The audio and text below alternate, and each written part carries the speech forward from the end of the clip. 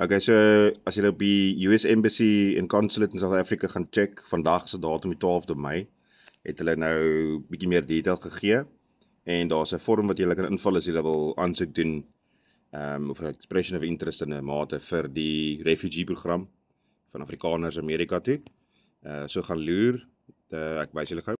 So it says hierso, to be eligible for US resettlement consideration, individuals must meet all of the following criteria. Must be a South African nationality, obviously. Must be of Afrikaner ethnicity or be a member of a racial minority in South Africa. Okay, so daar's 'n bietjie van 'n grys lyn daar. Must be able to articulate a past experience of persecution or fear of future persecution. Okay, en dan kan jy die vorm invul. Ek wys julle net gou, daar's 'n Google Doc wat hulle ook geoplaai het op hierdie op die US Embassy in Suid-Afrika se website. Julle kan gaan loer, soos ek sê, dit is soos 2 ure terug gepublish.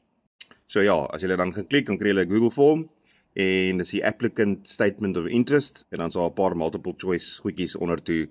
Maar hulle sê wel op die webtuise dat dit 'n geruime tyd mag vat vir jou om terugvoer te kry, want daar is 'n groot volume van aansoeke.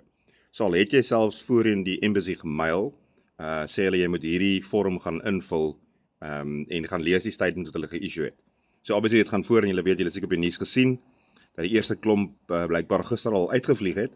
Heel hash. So obviously dit seker maar 'n beta test. Hulle toets gou vinnig hoe werk dit.